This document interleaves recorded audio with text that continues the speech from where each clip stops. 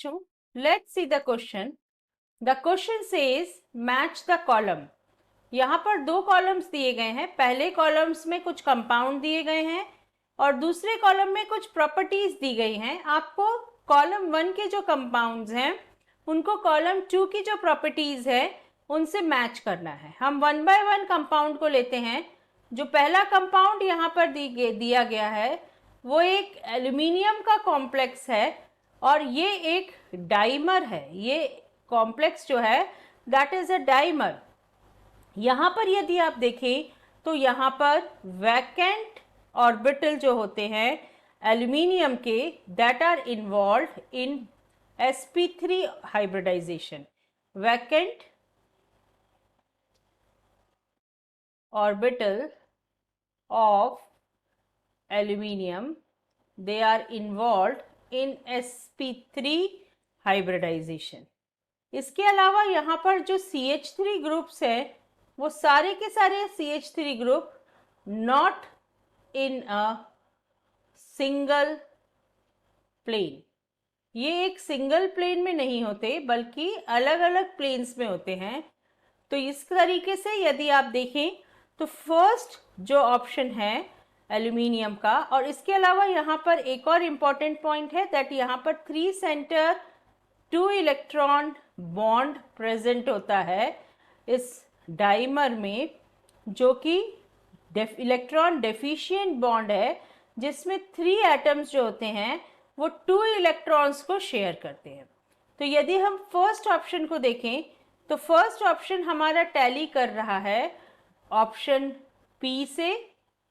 इसके साथ ही इसके अलावा ही ये टैली कर रहा है यहाँ पर वैकेंट ऑर्बिटल, क्योंकि हाइब्रिडाइजेशन में इन्वॉल्व हो रहे हैं sp3 में। तो ये एस ऑप्शन जो है क्वेश्चन का उससे टैली कर रहा है। इसके अलावा ये प्लेनर नहीं है, नॉन प्लेनर है। सो ऑप्शन टी के साथ भी ये जा रहा है।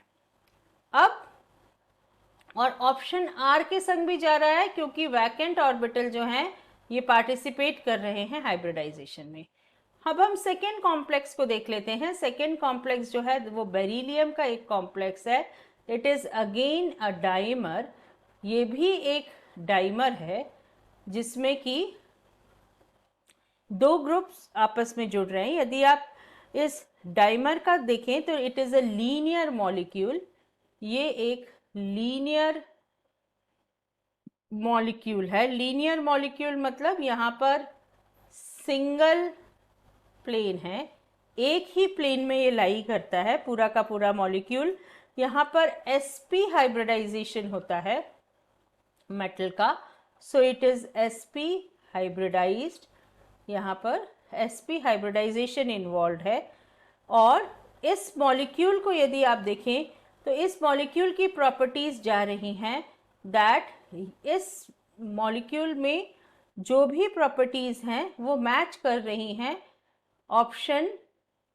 यहाँ पर आपको 3 कार्बन 2 इलेक्ट्रॉन बॉन्ड मिल रहा है, तो इसकी प्रॉपर्टीज P के संग जा रही हैं। इसके अलावा इसकी प्रॉपर्टीज और किसी यहाँ पर जो प्रॉपर्टीज दी गई हैं उनमें से किसी के साथ भी मैच नहीं कर रहे हैं।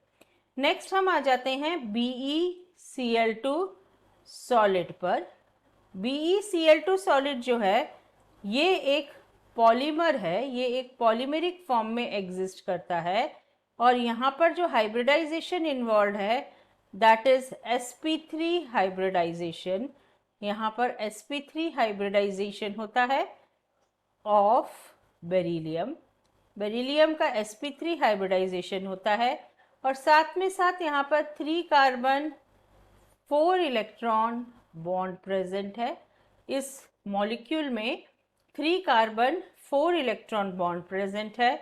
तो ये property Q, property S and property R इनके संग जा रहा है। इसके बाद हम देखें option D. Option D is AlCl3 2 times. AlCl3 2 times को यदि हम देखें तो ये मॉलिक्यूल जो है ये टेट्राहीड्रल ज्योमेट्री रखता है। टेट्राहीड्रल ज्योमेट्री रखता है। इसमें sp3 हाइब्रिडाइज्ड एल्यूमिनियम प्रेजेंट है। sp3 हाइब्रिडाइज्ड एल्यूमिनियम प्रेजेंट होने के कारण ये टेट्राहीड्रल ज्योमेट्री रख रहा है। यहाँ पर 3 कार्बन 4 इलेक्ट्रॉन बॉन्ड भी इन्वॉल्व होता है और ये मॉलिक्यूल टेट्राहीड्रल होने के कारण नॉन प्लेनर मॉलिक्यूल है।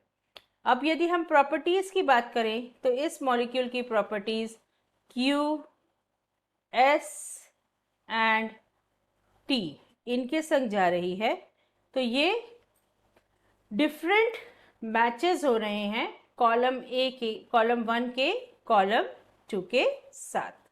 तो यहाँ पर यदि आप देखें तो हम इनको मैच कर सकते हैं। कॉलम ए इज कॉलम 1 का जो फर्स्ट है ए, that is matching with P, S, T and R. B option is matching with P. C option is matching with Q, S and R.